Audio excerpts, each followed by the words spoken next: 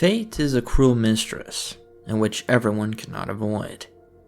Prolonging, perhaps, but it will eventually stalk you to the point in which it's impossible to negate.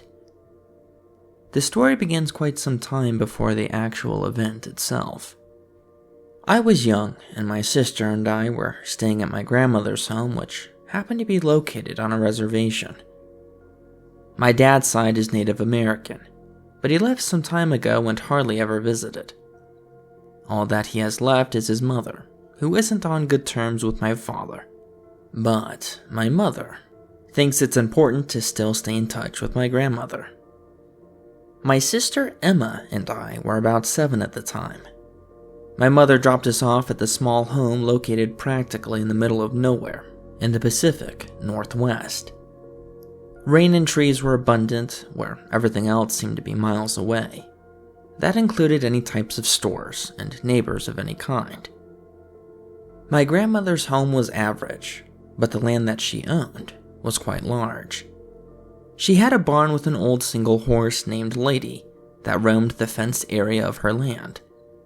We were never allowed to take Lady into the woods, but we would get to ride her on the dirt path that led into the nearest town to get groceries as long as our grandmother accompanied us with her old beat-up golf cart.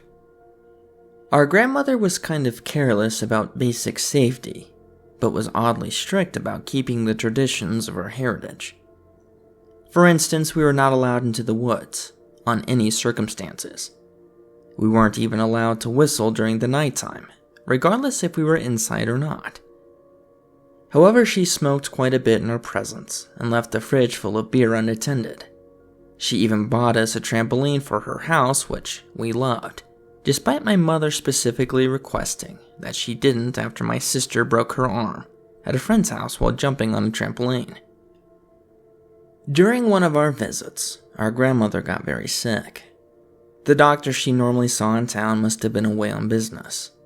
She told us to ride Lady into town and grab medicine for the illness that she thought she had. She was too sick to accompany us on this particular trip, but told us that Lady had made the trip hundreds of times before and knew the way. As long as we stayed on the horse and didn't talk to anyone, we should be fine. Most of the locals in town knew my grandmother, as well as her horse, so this shouldn't be a problem. Lady was a large enough horse for both me and my sister to ride, but for whatever reason, my sister insisted on staying back with Grandma, which for me was totally fine. I set out on a dirt path leading into the town after lunch in the cool afternoon. It was early springtime, but the weather still carried a slight sting in the air. I wore a thick sweater and jeans that blocked the chill for the most part. The trip into town wasn't too far for a car, but for a horse, it made it feel a bit longer than it probably was, but it did beat walking. Lady was old, so she took her sweet time. I was instructed to let her go at her pace since she was so old, and my grandmother didn't want to risk hurting Lady. Every now and then I gave a small nudge with my heel to keep Lady from basically falling asleep on the ride into town. In my distracted and bored mind, I started to sing songs not thinking about anything, as I was completely bored. After an hour of singing, my throat began to get sore, so instead, I started to whistle. I only whistled for about 5 minutes or so before I reached the town. I then tied Lady to a post near the pharmacy and went inside. It took about 15 minutes of talking to the attendant inside to get the materials that were listed on the paper that Grandma sent me into town for. I went back outside and loaded the materials into the saddlebag of Lady. My throat was still a bit sore from my personal concert on the way into town, so I resorted back to whistling. It didn't even faze me that this was something I wasn't supposed to be doing until I was about halfway back. It wasn't late in the day, but it didn't help that it was quite cloudy out. The thick woods that bordered both sides of the dirt path were incredibly dark. The landscape looked as if a cloud had descended and covered the area. This was common for this area of the United States. As I whistled, I heard an eerie repeating tune off in the woods, causing both me and the horse to stop in our tracks. My grandmother had warned me about whistling, but I figured that applied more towards the woods or nighttime. Seeing how I was in neither made me first think that perhaps someone was watching me from the woods. At the very least, they must have been within earshot to be able to repeat the same tune that I was whistling. My adrenaline began to fill my veins as my senses became heightened. I tried my best to locate the source of the sound from the safety of my tall horse, but nothing was distinguishable inside the fog. I barely made out the tree line, which held even darker shadows within it. Instead of slightly nudging Lady, my nerves seemed to have applied more power than I initially intended, which caused Lady to take off with me alongside her. I had stopped whistling. The speed at which Lady carried us produced enough sound to block out anything for me to hear. It took us a fraction of time to arrive home, and surprisingly enough, despite the poor visibility, Lady got us there in record time. I took Lady immediately to the barn and locked her up for the evening, despite it only being 5 in the afternoon. I listened intently on the way inside for the sound of whistling coming from the woods, but thankfully, I didn't hear anything. I took the medicine inside to Grandma, and I didn't mention my slight blunder of whistling too close to the woods. Whatever it was that was mimicking my whistling was no longer behind me, which I was thankful for. Grandma took the medicine and was out for the night. My sister and I spent the rest of the evening by the television, watching one of the handful of channels that my grandmother had with her cable. My sister and I were not ones to stay up late, so around 9 o'clock we decided to turn off the television and got ready for bed. As we were getting ready and turning off the lights in the home, a familiar tune creeped through the air and into my soul. I stopped what I was doing to better listen to see if perhaps my sister had fallen for the same blunder as I did, when I realized that the sound was coming from outside. Before I could say anything, my sister called out to me, asking if I was the one making that sound. I was too afraid to respond, and she asked me again while walking over to me from the other side of the house. She could see with the look on my face that I was not the one making the sounds. When she realized that someone else was outside, whistling, she began to cry. Our initial thought was that some crazed man was outside, trying to get us to come out by playfully whistling. The best thing that we could do was to go upstairs next to my grandmother's room and be as quiet as we could. That night was long, and whoever was outside was persistent. The whistling eventually became knocking, and for a brief moment, we could have sworn that the front door to the house jiggled. Thankfully, we remembered to lock the door as part of one of the rules that grandmother insisted we did every night when it got dark. The next day, our grandmother finally was well enough to get up and walk around the house. We didn't tell her about the person outside whistling since we thought we were going to get into trouble. Later that day, my sister and I made some excuse to have our mother come up and get us to go back home. We didn't want the possibility of having another terrifying night haunt us with no one but our grandmother to protect us. My grandmother called my mother to have her come pick us up, despite the many hours it took to get here. This is where I wish the story ended, but unfortunately, it didn't. Fast forward 10 years. Much had changed between the time we last saw our grandmother to now. Firstly, my sister, who had experienced the events with me, had passed away 4 years ago in a car crash. She was the only person that knew what had happened that night and could verify everything. Next, my family had moved a good distance away, resulting in us not being able to visit since that night. To be honest, I don't know if anything ever resulted from the whistling, but I often thought about it. Lastly, I had just transferred colleges, only a few hours away, which ignited a choice I would soon come to regret, which was to come down unannounced with a few friends to check up on my grandmother, since we were passing through that way anyways. It had been so long that I had forgotten about the rules my grandmother had for us, so I didn't think twice that we drove down her dirt road, around 9 or so at night. We arrived at what I thought to be her house since I was basing it off of memory. We were just going to pop in very quickly, say hello, and leave. We pulled up to the house and sure enough, it was the one. The barn out back confirmed that this was indeed the place, but I didn't see Lady. Given the time that had passed, I figured that she had probably died. The house had a few lights on, but when we knocked on the door, no one immediately answered. We waited a few minutes and it didn't even dawn on me that my grandmother could have possibly moved or, heaven forbid, passed away and someone else inherited the house. All of these thoughts immediately came rushing to me when a strange man answered the door.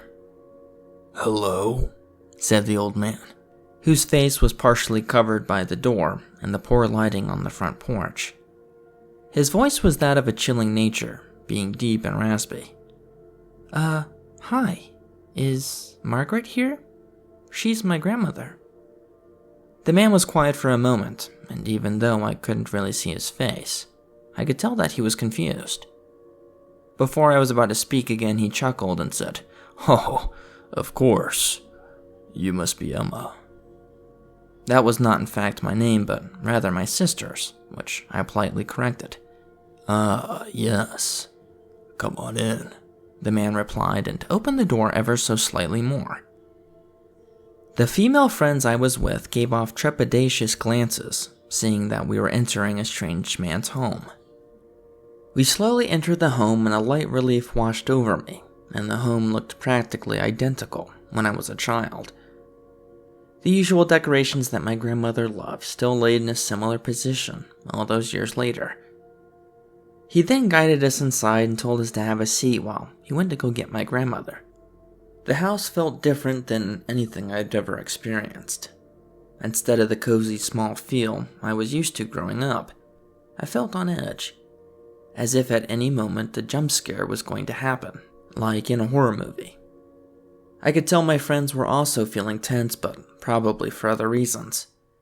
The man then went downstairs into the basement to get my grandmother, which I thought was odd. The basement, from what I remember, was unfinished and full of junk that my grandmother had acquired over the years. When the man left, my friends began to ask me if that was my grandma's boyfriend or something, which I didn't have a great answer for. As we were talking, I noticed an eerie side to the top of the staircase. I saw what looked like an old woman wearing some kind of black veil peer barely into sight. The sight was startling since I was under the impression that my grandmother was downstairs. So, who was this? I got up seemingly in a trance and walked over to the stairs and began to ascend them. Who was upstairs? Instead of following me, my friends got up and walked over to the front door and opened it. "We're going to wait in the car," they said as they were clearly uncomfortable with the situation. I got to the top of the stairs and looked down the hallway to see a female entity glide into my grandmother's room. The entity was not touching the ground. This shocked me, and I stood there petrified with what I just saw. I was about to walk down the stairs when I looked down and saw that the basement door had just opened. I felt this random urge to hide behind the corner to see who came out of the basement before walking down the stairs. The door slowly creaked open and the man exited the basement while holding a long chain that dragged behind him. I could now hear the sound of something large coming up the stairs. All the while the old man saying, "They came right to us. They would like to meet you," and a half chuckle. At the end of the chain slowly appeared to be a very large decaying creature that stood upright. The man guided the beast into the empty living room and was surprised to see that it was empty. He quickly ran over to the front door and cracked it open to see that my friends were still outside in the vehicle, idling. He yanked the chain hard to get the beast's attention and opened the front door while letting go of the chain. The beast quickly ran outside, and it didn't take long for the screams of my friends to reach my ears. The old man laughed hysterically as the screams from outside continued. I could hear the car starting to drive off, but it didn't get very far. The old man went outside and closed the door behind him. I was about to go down the stairs to lock both of them outside, but the apparition then appeared at the bottom of the stairs and shook its head. This minimal communication indicated that it was not in my best interest to lock the door. Instead, I turned around and went into my grandmother's room to hide. Her room looked incredibly dirty. The walls were yellow and her bed was covered with different types of stains. I made sure to close the door behind me and found the only place decent enough to hide, which was under her bed. It didn't take long for the old man and whatever that thing was to come back inside. I could hear them come in, but I couldn't hear any indications of my friends being with them, which was either a good thing or bad. The old man began to walk around the house, which I assumed was to look for me. Thankfully, with the overflowing mess of my grandmother's room, my hiding spot was overlooked. The old man left the door to the room opened and continued his search throughout the house. The sounds of something eating and slurping downstairs gave me a brief idea of what had happened outside. A couple of hours had passed, and I found it safe to creep out from under the bed. In doing so, I was able to find a snub-nosed revolver under my grandmother's bed. I'm not familiar with weapons, so I wasn't sure if it was loaded or not, but I kept it with me. I opened the door and peered out to see that the hallway was clear, so I ventured out over to the top of the stairs and looked down. Down the stairs and into the living room was a large wolf-like creature, feasting upon the remnants of my two friends. Despite the distance away, I could still smell the putrid smell of the creature just below me. The sound of a single whistled tune came from behind me. This caused me to jump and to turn around to see that the old man was behind me. I pointed the gun at him and told him to stay back, which he slowly started to walk towards me. I pulled the trigger and a small explosion erupted, sending the bullet in the direction of the man. The bullet hit center mass and small chunks of flesh flew out the backside of his body. He stumbled, but he didn't fall over. The sound was so loud that my ears began to ring. The next thing I knew, I was being dragged. There was a sharp pain in my shoulder, and I was being dragged headfirst down the stairs into the living room. Whatever the thing was had begun to shake me violently, making the already excruciating pain even more unbearable. I couldn't help but scream and to try to rid myself of what was causing this pain. Lucky for me, I was still holding the gun. I aimed the gun at the creature's head and began to fire. The creature paid the bullets no mind and grabbed me again with its row of sharp teeth. It shook me again, making me drop the gun, as well as extremely disoriented. The old man from upstairs walked down into the living room and over to the basement door, which he then opened. The creature then released me, only to now grab me with its claws by the ankle. It dragged me across the wooden floor, which I tried scratching at, which did nothing but hurt my fingernails. The creature then took me down the wooden steps and into the dark basement. The last thing I saw was the old man at the top of the stairs wave and slowly close the basement door.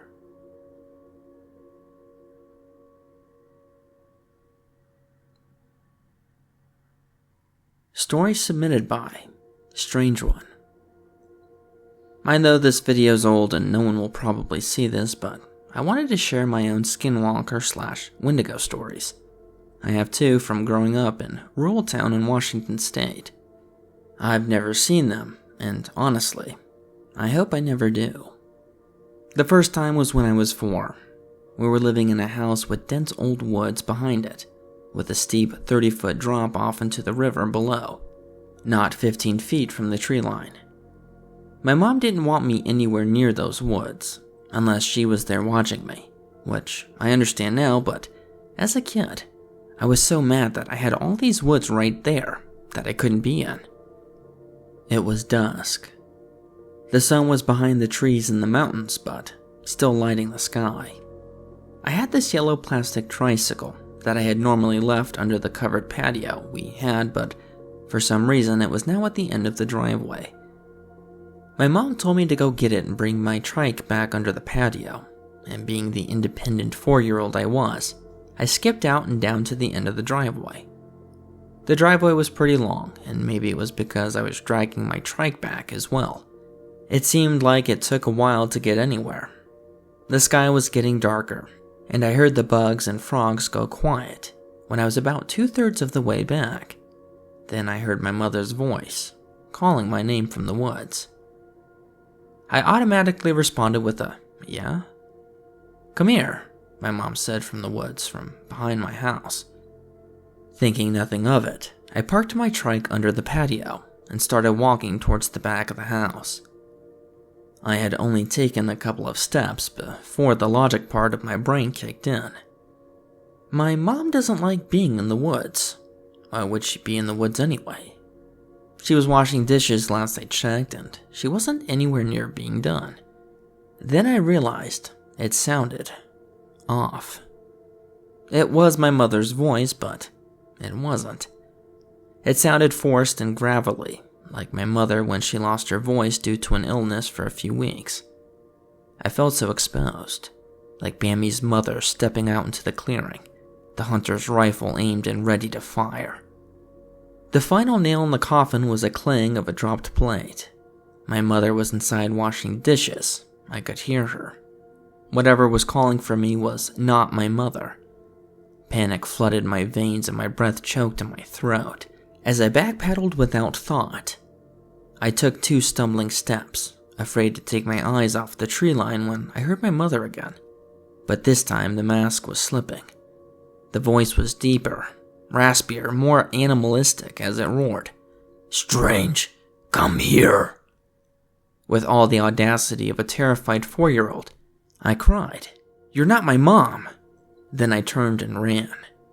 I flew across the patio, leapt up the stairs, kicking the front door open and slammed it shut behind me. Sure enough, my mom was standing at the sink, plate in hand as she turned, placing her free hand on her hip and snapped, "What the heck are you doing slamming my front door for, Strange?" What came out was a terrified flurry of words between sobs. My mom washing the soap from her hands, walking up to me and trying to comfort me. At my request, she locked all the doors and windows and closed the blinds in the middle of the summer. I explained what had happened, and I could see the disbelief in her eyes. She told me everything was okay. Nothing was going to hurt me. She won't let it. While that was all well and good, what I wanted to hear was, "I believe you, but it's going to be okay." I grew up thinking she didn't believe me. 2 years later, I'm at a river in an even more rural area with my mom, her boyfriend, and his kid, my dad, his girlfriend, and her kids, and a couple of mutual friends. I had the time of my life. Then it was time to pack up. We ended up staying at one of the family friends' lodge, which was also surrounded by woods. The place was creepy, and the friend kept showing me Bigfoot evidence, including tufts of hair that were obviously fake, and plaster footprints cast that I could see the wooden patterns on the sides, and I found the cutout too. I wasn't impressed, as you could probably tell. It came time to have dinner and retreat to our rooms. My mom told me to take my sandy Crocs out to the covered deck, dust them off, and leave them there to dry. A little nervous but not wanting to seem like a baby, I took the Crocs out to the deck. The big heavy door shut behind me, and I stood with my back to it. It was dusk again, and I could hear the frogs and crickets, and even smell the river. Everything seemed fine except for this pit in my stomach that I brushed off as anxiety of sleeping somewhere new. I bent over and began pounding the Crocs on the deck to knock off the sand, thinking of my favorite song to comfort myself. Then, it was like I was hit in the face with a brick, but the brick was the smell of rotting flesh. Think weak old corpse left in a dumpster in the hot sun. My eyes watered and I choked and gagged. My face puckered and I stumbled back. I couldn't even think of what could be causing that smell, and why I would be smelling it now when I hadn't before. Because then I heard this loud thud on the roof of the covered deck, followed by 3 smaller thuds and the sound of something sliding, like a dog or cat skidding out on hardwood floors, as whatever it was slid down to the edge of the roof. I haven't even noticed everything went dead quiet until that second. Then, I heard this horrifically loud screech that was too human to be an animal, and too animal to be human. It started as a low, deep growl like a bear, dog, or wolf, and yet none of the above. Then it slowly transitioned into this high-pitched shriek that sounded like a woman, or a child screaming in agony. This all transpired in about 3 seconds, but it felt like it lasted a lifetime.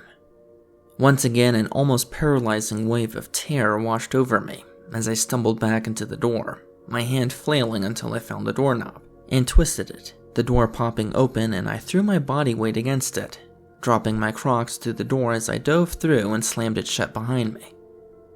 I locked the door, hyperventilating as I turned around to see a sea of drunk adults staring at me like I'm insane. I frantically explained what had happened to me, and they all started laughing like it's one of the funniest things that they'd ever heard before in their lives. One of the family friends calmed down enough to tell me that it was Bigfoot. He was going to break into my room and eat me. At the horrified expression on my face, they began cackling like a pack of wild hyenas, rolling around on the floor like something from a cartoon. My mom can see that I didn't find any of this very funny and start to feel guilty for laughing. She then tries to get me to say that it didn't actually happen and I'm lying for attention. I burst into tears, swearing that I'm not lying. I ended up getting no dinner that night as a punishment for lying, after not eating all day and swimming for hours. Me and my mom still talk about this and how she had apologized 10 times over, saying she didn't know how else to handle it.